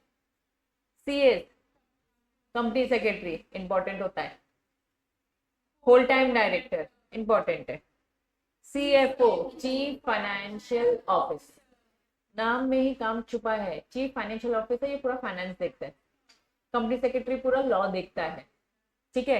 होल टाइम डायरेक्टर क्या देखता होगा, पूरा पूरा मैनेजमेंट। हमें सीएफओ, होल टाइम और कंपनी सेक्रेटरी तो समझ में आ गया। ये सीईओ क्या देखता है, एग्जीक्यूटिव मतलब क्या होता है, एग्जीक्यूटिव में आ गए हो ना, एग्जीक्यूटिव क्या होता है, एग्जीक्यूशन इम्प्लीमेंटेशन, मतलब जो भी चीजें प्लान हो चुकी है उसे सही तरीके से क्या करवाइए, इम्प्लीमेंट, काम को सही तरीके से एग्जीक्यूट करवाइए। तो चीफ एग्जीक्यूटिव ऑफिसर भाई जो प्लान बना है वो सही तरीके से इंप्लीमेंट कर रहे कि नहीं कर रहे, तो उसका एक ऑफिसर होता है। और मैनेजिंग डायरेक्टर एमडी होता है, ठीक है, और मैनेजर। क्लियर है, ये लोग कंपनी के की मैनेजर पर्सन है, इंपॉर्टेंट लोग है। तो ऑफिसर की डेफिनेशन में केएमपी आता है क्या, तो अगर कहीं बोला ऑफिसर को लगेगा फाइन तो केएमपी को भी लगेगा, और केएमपी को लगेगा तो किसको लगेगा, आप पे भी लगेगा। मेरा पूरा सीधा से डायरेक्शन तुम लोग की तरफ है कि उस ऑफिसर में तुम भी आते हो, फाइन तुमको भी लगेगा, क्योंकि तुम भी इक्वल रिस्पॉन्सिबल हो ना। आपको देखना था कि कंपनी ने लॉ फॉलो किया कि नहीं किया, आपने नहीं ध्यान दिया, गए काम से आप भी, ठीक है। चलिए, such other officer not below the 1 level below the director who is the whole time employment. उन्होंने कहा वो सारे ऑफिसर भी जिसकी रैंक ऊपर नहीं है, सॉरी जिसकी रैंक नीचे नहीं है, जिसकी रैंक थोड़ी सी ऊपर है, किससे, जो भी होल टाइम एम्प्लॉयमेंट है उससे ऊपर। उन्होंने कहा कि not more than 1 level below, 1 below चलेगा, लेकिन बहुत ज्यादा नीचे वाला ऑफिसर नहीं कहलाता, ठीक है। सच अदर ऑफिसर, जो भी प्रिस्क्राइब्ड होगा। ये प्रिस्क्राइब कौन करता है? जहां कहीं भी वर्ड आएगा प्रिस्क्राइब मतलब सीजी जिसको बोल दे वो भी, ठीक है। Role and liability have been defined various place. Companies act जब पढ़ोगे तो आपको पता चलता रहेगा इनका क्या क्या काम है। काम नहीं किया तो लग जाएगा फाइन। प्रमोटर, प्रमोटर बोले तो जो कंपनी को स्टार्ट करता है, जो सोचता है, जो पाइनियर होता है एक तरीके से। Promoter means a person, important definition है, who has been named in prospectus। prospectus क्या होता है? Invitation to public. मेरी कंपनी आईपीओ लेकर आना चाहती है। आईपीओ का full form initial public offer. मेरी कंपनी को पैसे की जरूरत है, मैं लोगों को एक तरीके से इन्विटेशन देना चाहती हूँ, तो मैं एक इन्विटेशन, एक पेपर दूंगी जिसमें अपनी कंपनी की अच्छी अच्छी बातें लिखूंगी, ऑफर डॉक्यूमेंट दूंगी। वो उस ऑफर डॉक्यूमेंट को पढ़ेगा और मेरी कंपनी के शेयर खरीदने को तैयार हो जाएगा। तो जो मैंने उसको ऑफर दिया वो शेयर खरीदने को तैयार हो गया, मतलब वो एक्सेप्ट कर रहा है। तो उस डॉक्यूमेंट को, उस ऑफर डॉक्यूमेंट को हम क्या बोलते हैं? प्रॉस्पेक्टस। इन्होंने कहा प्रमोटर कौन है? उन्होंने कहा सुनो, प्रमोटर वो है जिसका नाम कहाँ लिखा है? प्रॉस्पेक्टस। प्रोस्पेक्टस में कंपनी की अच्छी अच्छी बातें लिखी होंगी, कंपनी की बेसिक इंफॉर्मेशन लिखी होगी कि कंपनी का प्रमोटर कौन है, नाम लिखा होगा। तो प्रमोटर वो है जिसका नाम प्रोस्पेक्टस में लिखा होगा और identified by the company in the annual return. मतलब और कहाँ लिखा होगा? एनुअल रिटर्न में भी, मतलब प्रोस्पेक्टस में भी लिखा होगा और एनुअल रिटर्न में भी, दोनों में से किसी एक। और who has control over the affairs of the company, जो कंपनी के पूरे अफेयर्स को कंट्रोल करता है। कंट्रोल करने वाला directly indirectly, whether as a, वो क्या हो सकता है? प्रमोटर चाहे तो शेयरहोल्डर भी हो सकता है, और डायरेक्टर और अदरवाइज। अदरवाइज मतलब पैसे देने वाला, उधार देने वाला, क्रेडिटर, कुछ भी हो सकता है। तो प्रमोटर कौन है? प्रमोटर वो है जिसका नाम प्रोस्पेक्टस में या फिर एनुअल रिटर्न, या फिर हमने देखा कि एक प्रमोटर, फॉर एग्जांपल आईटेक्स का एग्जांपल लेते हैं, तीन हमारे रॉकी सर हो गए, अभिषेक सर हो गए और मैं होंगे, ठीक है। हम तीनों के एग्जाम्पल देखें तो हम तीनों प्रमोटर। अब रॉकी सर का नाम प्रोस्पेक्टस में दिख गया, रॉकी सर का नाम एनुअल रिटर्न में दिख गया, तो तुम लोग को ये तो पता चल गया ये प्रमोटर है। प्रमोटर ज्यादा हो सकते हैं, 10 लोग मिलकर बिजनेस स्टार्ट कर सकते हैं, सोच सकते हैं, ठीक है। तो अभी मेरे एग्जाम्पल में 3 प्रमोटर है। रॉकी सर का नाम तो हमने प्रोस्पेक्टस से देख लिया और एनुअल रिटर्न से देख लिया। इन्होंने कहा मेरी भी चलती है, लेकिन मैंने अपना कहीं नाम शो नहीं किया जानबूझकर, मैंने अपना नाम शो जानबूझकर नहीं किया, छुपा के रखना चाहती कि मैं प्रमोटर, लेकिन मेरी चलती तो है। इन्होंने बोला हु हैज कंट्रोल। अगर हमें दिखेगा कि किसी का अच्छा खासा कंट्रोल है कंपनी के अफेयर्स में, डायरेक्टली इनडायरेक्टली। अब मैंने कंपनी के शेयर्स तो ले रखे हैं, लेकिन मैंने अपना नाम कभी प्रोस्पेक्टस में नहीं डाला, एनुअल रिटर्न में नहीं डाला, तो क्या मैं भी प्रमोटर कहलाऊंगी? हाँ। क्यों कहलाऊंगी? क्योंकि कंट्रोल करती हूं मैं। तो प्रमोटर कौन कौन होता है? जिसका नाम भी लिखा रहता है और जो कंट्रोल कर रहा है वो भी होगा। फिर क्या लिखा है? और इन अकॉर्डिंग विद हुज, या फिर जिसकी एडवाइस। हम कहेंगे कि भैया जो अभिषेक सर है उनकी एडवाइस हमेशा ली जाती है, उनके डायरेक्शन, उनके इंस्ट्रक्शन कौन लेता है? Board of director. Board of director काम कैसे करते हैं? अभिषेक सर से पूछ कर ही करते हैं। अभिषेक सर जैसा कहेंगे, जैसा इंस्ट्रक्शन देंगे, वैसे ही बोर्ड ऑफ डायरेक्टर काम करते हैं। अदरवाइज बोर्ड ऑफ डायरेक्टर अपने हिसाब से पत्ता भी नहीं ला सकते। दैट मीन्स चलती किसकी है? वो एडवाइस देने वाली की, इंस्ट्रक्शन देने वाली की, तो वो भी प्रमोटर है। तो होता क्या है, प्रमोटर की जो डेफिनेशन है जानबूझकर ऐसी बनाई गई है क्योंकि कल को कभी भी कंपनी में कुछ भी दिक्कत जाती है तो प्रमोटर को पकड़ा जाता है कि इसके पीछे प्रमोटर ये जो लफड़ा कर रहा है, फ्रॉड कर रहा है, चीटिंग कर रहा है। तो इसीलिए आइडेंटिफाई करना बहुत जरूरी है कि कंपनी का प्रमोटर कौन है। तो कंपनी का प्रमोटर वो है जिसका नाम प्रोस्पेक्टस और एनुअल रिटर्न में दिखेगा, कंट्रोल करने वाले को भी बोलेंगे, और जिसकी advice, direction, instruction board of director मानते हैं, वो सब प्रमोटर कहलाएंगे। और ये सब फिर आगे चल के जब अगर कंपनी की फ्रॉड, चीटिंग पकड़ी जाती है तो रिस्पॉन्सिबल भी हो जाएंगे। इसीलिए बहुत जरूरी है। क्लियर है? कंपनी जब मार्केट से पैसा मांगने जाती है तो सेबी बोलता है, सेबी क्या बोलता है? भैया प्रमोटर तुम भी अपना पैसा लगाओगे, प्रमोटर को भी अपना पैसा लगाना पड़ता है, पूरा पैसा मार्केट से नहीं उठा सकते, उसे हम बोलते हैं प्रमोटर कॉन्ट्रीब्यूशन, ठीक है। तो 20% तो पैसा खुद का लगाना पड़ता है। तो उन्होंने कहा भैया पता तो चले प्रमोटर कौन है, नाम तो बस रॉकी सर का दिख रहा है, तो क्या रॉकी सर बस लगाएंगे? इन्होंने कहा भैया जो कंट्रोल कर रहा है वो भी प्रमोटर है, जो एडवाइस दे रहा है वो भी, हम सबको लगाना पड़ जाएगा पैसा। क्लियर है? तो प्रमोटर कौन है? जिसका नाम है, जो कंट्रोल कर रहा है, जो एडवाइस करता है board of director, definition important है, याद रहेगी। बढ़ते हैं, चलिए। प्रोवाइडेड दैट, एक इंपॉर्टेंट पॉइंट है, द क्लॉज सी है, ये वाला सी, शेल अप्लाई, नथिंग लिखा है ना, नथिंग, लीगल लैंग्वेज थोड़ी सी ऑपोजिट होती है, नथिंग शेल अप्लाई मतलब कि एप्लीकेबल नहीं है। Shall not apply to a person who is acting merely, क्या लिखा है, ये प्रोफेशनल कैपेसिटी कौन है, सीए, सीएस, सीएमए। मैं आईटेक्स में एडवाइस करती हूँ एज अ सीएस, मैं सीएस, ठीक है, मैंने लॉ को लेकर एडवाइस किया, मैंने कंसल्टेंसी दी, तो मैं यहाँ पे ऑर्डर नहीं दे रही हूँ, मैं यहाँ पे इंस्ट्रक्शन नहीं दे रही हूँ, मैं बस अपनी अपनी एक्सपीरियंस, अपनी पढ़ाई का जो प्रोफेशनल कैपेसिटी है उस बेसिस में अगर एडवाइस कर रही हूँ। इन्होंने कहा एडवाइस देने वाले को, इंस्ट्रक्शन ऑर्डर देने वाले को, जो बोर्ड ऑफ डायरेक्टर उनकी सुनते हैं, उन्हें हम क्या मान लेंगे, प्रमोटर। लेकिन अगर कोई अपनी प्रोफेशनल कैपेसिटी में एडवाइस दे रहा है तो वो प्रमोटर नहीं है, क्योंकि भैया वो तो अपनी प्रोफेशनल कैपेसिटी में दे रहा है। अभिषेक सर दे रहे, तो अभिषेक सर क्यों दे रहे, क्योंकि उनकी चलती है, उनकी चलती है। मैं जो एडवाइस दे रही हूँ, मैं किस बेसिस में दे रही हूँ, professional capacity, as a CS में दे रही हूँ, तो एज अ सीएस मैं कुछ बता रही हूँ तो वो उनको फॉलो करना पड़ेगा, नहीं तो उन पे क्या लग जाएगा, फाइन लग जाएगा। मैं तो फाइन से बचाने के लिए उनको ऑर्डर कह रही हूँ कि भैया ये करो, ऐसा करो, तो वो मान रहे। तो प्रोफेशनल कैपेसिटी में अगर एडवाइस दी जाती है तो वो प्रमोटर नहीं होता है, याद रहेगा। प्रमोटर कौन है, जिसका नाम प्रोस्पेक्टस रिटर्न में और कंट्रोल कर रहा है और इसकी एडवाइस। लेकिन अगर एडवाइस प्रोफेशनल कैपेसिटी में दी जा रही है तो वो प्रमोटर, याद रहेगा, पक्का। चलिए नेक्स्ट हेडिंग क्या है, इंडिपेंडेंट डायरेक्टर।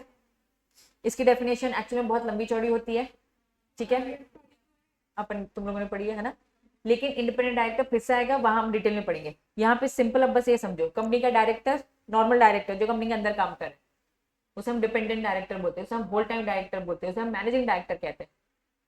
इसके आगे इंडिपेंडेंट लिखा है, ये किसी भी कंपनी का एम्प्लॉय नहीं है। कंपनी का मैनेजिंग डायरेक्टर एम्प्लॉय है, कंपनी का होल टाइम डायरेक्टर एम्प्लॉय है, लेकिन ये क्या कहलाता है, इंडिपेंडेंट डायरेक्टर।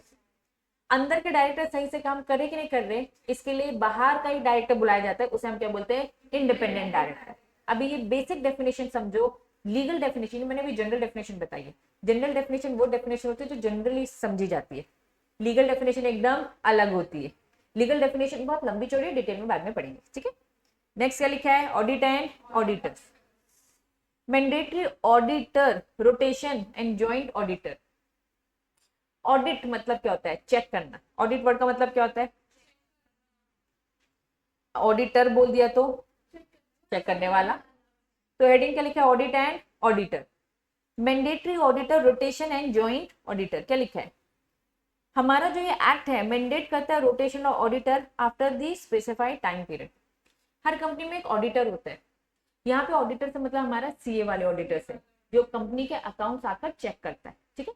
अब जब उसने अकाउंट्स आकर चेक किया, देख रहा है कि भैया मेंबर का पैसा सही जगह लगा है कि नहीं लगा, और मेंबर को जाके इन्फॉर्म भी करेंगे। कंपनी की एक मीटिंग होती है, उस मीटिंग में हम बोलते हैं annual general meeting. Annual general meeting में सब डिस्क्लोज किया जाता है मेंबर्स को, ठीक है। ऑडिट रिपोर्ट भी सामने रखी जाती है कि ऑडिटर ने सब चेक कर लिया, सब बढ़िया, कोई दिक्कत नहीं, या फिर बढ़िया नहीं है, दिक्कत है, ये बता दो मीटिंग में, तो ऑडिटर की रिपोर्ट रखी जाएगी। इन्होंने कहा जो ऑडिटर है वो ऑडिट करता है, लेकिन उसका क्या होगा, रोटेशन। अगर एक ही ऑडिटर, एक ही सीए सालों से किसी का ऑडिट कर रहा है तो कहीं ना कहीं वो कंपनी का गुलाम बन जाएगा, कहीं ना कहीं वो कंपनी घूस दे देगी और वो रिपोर्ट सही नहीं देगा। चलो टाटा कंपनी का एग्जाम्पल ले रहे, जब हमारा देश आजाद भी नहीं था तब से टाटा कंपनी है, तब से उसका नाम है। मान लो अगर एक ही ऑडिटर कर रहा है, ठीक है, एक दादा ऑडिटर करते थे, उसने अपना काम किसको दिया, बेटे बाप को दिया, बाप ने फिर किसको दिया, अपने बेटे को, तो ग्रैंडसन को है, फिर ग्रैंडसन, और ऐसे ऐसे कुछ टाइम ही चला आ रहा है, तो कहीं ना कहीं वो क्या हो जाएंगे, उनकी बातें मानेंगे, उनके अंदर की जो इन्फॉर्मेशन खराब वाली होंगी उसे छुपाएंगे। तो लॉ ने साफ साफ बोल दिया, कंपनीज एक्ट ने, कि भाई सुन, ऑडिटर बदलते रहना, एक स्पेसिफाइड टाइम होता है, पढ़ेंगे डिटेल में, भी शॉर्ट में बता रही हूँ, 5-5 साल में ऑडिटर बदलते रहना। अगर ऑडिटर बदल दिया जाएगा तो नया ऑडिटर आएगा, नया ऑडिटर नई ऑडिट रिपोर्ट बनाएगा, और कहीं ना कहीं जो आपकी अंदर की कमियां हैं वो सबके सामने आ जाएंगी, छिपेंगी नहीं। तो रोटेशन करने का पर्पस क्या है, ऑडिटर बदलने का पर्पस क्या है, चीजें एकदम डिस्क्लोज हो जाए, तो उसे हम बोलते हैं रोटेशन ऑफ ऑडिटर। कब होगा, कैसे होगा, ऐसे बहुत सारी चीजें होती हैं जो हम डिटेल में पढ़ेंगे, अभी शॉर्ट में बस मीनिंग बता रहे कि ऑडिटर का क्या होना चाहिए, रोटेशन। रोटेशन करने के पीछे लॉजिक समझ में आ रहा है, प्रैक्टिसिंग। ऑडिट करने वाला हमेशा प्रैक्टिसिंग रहेगा, ये याद रखना।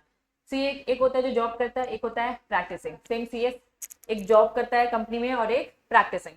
जॉब करने वाला अंदर के लॉ को कंप्लाई करेगा और सीएस प्रैक्टिसिंग आके चेक करेगा लॉ सही से फॉलो किया कि नहीं। सीए जो जॉब कर रहा है वो अकाउंट प्रिपेयर करेगा सही तरीके से, बाहर का प्रैक्टिसिंग सीए आकर क्या करेगा, चेक करेगा सही से अकाउंट बने कि नहीं बने। तो जो भी ऑडिट होता है वो हमेशा कौन करता है, बाहर, दैट वाज प्रैक्टिसिंग। ठीक है, बाहर का ही करेगा क्योंकि अंदर वाला तो है ही एम्प्लॉय, वो तो जो डायरेक्टर बोलेगा वो छुपाएगा ही, बाहर का आगे उस छुपी हुई चीजों को निकालेगा और मेंबर के सामने रखेगा। अब ये आपके दिमाग में आ रहा है कि दीदी उसको भी तो दे सकते हैं ना पैसे, देखो करप्शन हर जगह है। ठीक है, आपको भी पैसे दे जाएंगे, आप भी मोड़ लोगे तो फिर आपकी गलती। ठीक है, मोदी जी पकड़ेंगे फिर बाद में। आपको रिपोर्ट किसको देनी है, आरओसी को। आरओसी को रिपोर्ट किसको देनी है, रीजनल डायरेक्टर। फिर आरडी किसको देगा, मिनिस्ट्री ऑफ कॉर्पोरेट। केस लंबा होगा तो पहुंच जाएगा ऊपर तक। ठीक है, चलो सेक्रेटरियल ऑडिट। ऊपर वाला जो था ना वो सीए की बात कर रहे हैं, नीचे वाला किसकी बात कर रहा है, कंपनी सेक्रेटरी ना, सेक्रेटरी। तो आपका क्या होगा ऑडिट, आपका ऑडिट कहलाता है सेक्रेटरी। ऊपर वाला अकाउंट्स के ऑडिट की बात कर रहा है और नीचे वाला आपकी जो आप भी ऑडिट करते हो बच्चा, लेकिन आपका ऑडिट अकाउंट्स का नहीं होता है, लॉ का होता है। ठीक है, एक्ट ने मैंडेटरी कर रखा है कि सेक्रेटरियल ऑडिट भी होगा, लेकिन सेक्रेटरियल ऑडिट किसका होता है, लिस्टेड कंपनी का। आप भी जब प्रैक्टिसिंग करोगे तो लिस्टेड कंपनी का ऑडिट करोगे, देखोगे लिस्टेड कंपनी ने सारे लॉ फॉलो किए हैं कि नहीं। लिस्टेड कंपनी में ज्यादा कंप्लायंसेस लगते हैं एवरी, और पब्लिक कंपनी में भी जाके करोगे, लेकिन जिसका पेड अप कैपिटल कितना होगा, 50 करोड़ और मोर। वो पब्लिक कंपनी जिसका टर्नओवर, टर्नओवर मतलब क्या होता है, सेल, जिसकी सेल्स कितनी होगी 250 करोड़ और मोर। एवरी कंपनी, समझना समझना समझना, एक सीएस जब ऑडिट करता है, प्रैक्टिसिंग सीएस जब ऑडिट करता है तो उसे किस किस का ऑडिट करना है, लॉ जाकर किस किस का चेक करना है। पहला क्या बोलता है, लिस्टेड कंपनी, समझ में आया। दूसरा क्या लिखा है, हर पब्लिक कंपनी जिसका पेड अप 50 या उससे ज्यादा है। ठीक, वो पब्लिक कंपनी जिसका टर्नओवर 250 करोड़ से ज्यादा है। अब क्या लिखा है, एवरी कंपनी, मतलब ये पब्लिक की भी बात कर रहा है और प्राइवेट की भी। लिस्टेड कंपनी में वो किसकी बात कर रहे थे, पब्लिक की, क्योंकि लिस्ट कंपनी वही होती है जो पब्लिक होती है। वापस, लिस्टेड कंपनी वही कंपनी होती है जो क्या होती है, हमेशा पब्लिक। पब्लिक कंपनी लिस्ट होगी, नहीं तो नहीं होगी। तो पहले वाले में भी पब्लिक की बात हो रही है, दूसरे में भी पब्लिक की बात हो रही है, तीसरे में भी पब्लिक बात हो रही है, चौथे में क्या लिखा है, एवरी कंपनी, मतलब वो पब्लिक और प्राइवेट दोनों की बात करें। तो सीएस प्राइवेट में भी जा सकता है, लेकिन कौन सी प्राइवेट कंपनी, जिसका आउटस्टैंडिंग लोन, मतलब बचा हुआ लोन। मैं आईटेक्स कंपनी 1000 करोड़ का लोन लेती हूँ, कितने का लेती हूँ, 1000 करोड़ का। अब लोन धीरे धीरे चुकाते हैं ना अपन इंस्टॉलमेंट में। अब भी मैंने चुकाया है और पूरा चुका नहीं है, मेरा अभी बचा है 600 करोड़। कितना बचा है, 600 करोड़, मतलब 400 में पे कर चुकी हूँ। तो आउटस्टैंडिंग लोन मतलब बचा हुआ, तो मेरा आउटस्टैंडिंग लोन कितना है, 600 करोड़ है। इन्होंने कहा अगर आउटस्टैंडिंग लोन जो आपने बैंक से ले रखा है या पब्लिक फाइनेंशियल इंस्टीट्यूट से ले रखा है, कितना बचा है, 100 करोड़ बचा है, तो उसे क्या करवाना पड़ेगा, सेक्रेटरियल ऑडिट करना पड़ेगा बाय प्रैक्टिसिंग सीएस। याद रहेगा, लिस्टेड कंपनी को लगाना है, वो भी पब्लिक की होती है। पब्लिक कंपनी जिसका पेड अप 50, पब्लिक कंपनी जिसका टर्नओवर 250, एवरी कंपनी चाहे वो पब्लिक हो चाहे वो प्राइवेट, बचा हुआ लोन कितना है, 100 करोड़ से ज्यादा, करवाना पड़ेगा secretarial audit. Is that clear, आपका काम है, याद रहना चाहिए। ठीक है, सेक्रेटरियल स्टैंडर्ड, आपका इंस्टीट्यूट है आईसीएसआई, यस और नो है। वो कहता है कि सुनो कंपनीज एक्ट तो फॉलो करना, और हमारे इंस्टीट्यूट ने जो कुछ स्टैंडर्ड्स दे रखे, कुछ और एक्स्ट्रा लॉ दे रखे, उसे भी फॉलो करना। तो इंस्टीट्यूट के द्वारा दिए गए लॉज को हम क्या बोलते हैं, सेक्रेटरियल स्टैंडर्ड्स। ठीक है, the act require every company observe secretarial standard. Company तक साफ साफ बोल रहा है कि हर कंपनी को क्या फॉलो करना है, सेक्रेटरियल स्टैंडर्ड भी स्पेसिफाइड बाय दी, किसने स्पेसिफाइड किया है, आईसीएसआई, आपके इंस्टीट्यूट ने, in respect of the general and board meeting. इन्होंने कहा है बोर्ड मीटिंग को कैसे करवाना है, हमने एक्स्ट्रा बातें दे रखी है, फॉलो करो। जनरल मीटिंग कैसे होनी चाहिए, हम जैसा बताएंगे वैसा, तो जो कुछ भी बता के रखा है सीएस को वो भी करना है। तो in short, audit and auditors, पहला कौन सा ऑडिटर है, सीए, दूसरा कौन सा ऑडिटर है, CS, practising CA, practising CS, और तीसरा क्या है, सेक्रेटल स्टैंडर्ड। सीएस को कंपनीज एक्ट के अलावा इंस्टीट्यूट के एक्स्ट्रा स्टैंडर्ड फॉलो करने पड़ेंगे जब वो जनरल मीटिंग और बोर्ड मीटिंग कंडक्ट करवाएंगे। एक सीएस की रिस्पॉन्सिबिलिटी होती है। क्लैरिटी है? नेक्स्ट का लिखा है क्लास एक्शन सूट्स। मैंने अकेले केस फाइल किया तो मैंने सूट फाइल किया, ग्रुप में मैंने केस फाइल किया।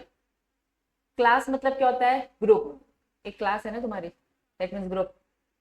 क्लास एक्शन, ग्रुप में मिलकर एक्शन लिया, और एक्शन क्या लिया, केस फाइल किया। ठीक है, एक न्यू कॉन्सेप्ट इंट्रोड्यूस हुआ है कि आप ग्रुप में केस फाइल कर सकते हो। Class action suit which can be initiated by share holders, ऐसे लिखा है, अगेंस्ट किसके, कंपनी एंड ऑडिटर। मिलकर जब केस फाइल किया जाता है, चाहे वो कंपनी के अगेंस्ट हो चाहे वो ऑडिटर्स, ऑडिटर्स भी तो गलत हो सकते हैं ना, ठीक है, तो उसे हम क्या बोलते हैं, क्लास एक्शन सूट। अब जब कभी भी ये वर्ड्स आएंगे याद रहेंगे, मैंने अभी आपको कंपनी, टाइप ऑफ कंपनी की जो डेफिनेशन दे रखी थी उसकी मीनिंग नहीं पढ़ाया जानबूझकर, क्योंकि नेक्स्ट चैप्टर में रिपीट है।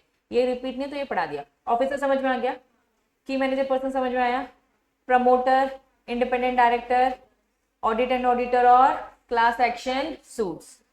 यहाँ पे इस टॉपिक को ओवर करेंगे। क्लैरिटी है?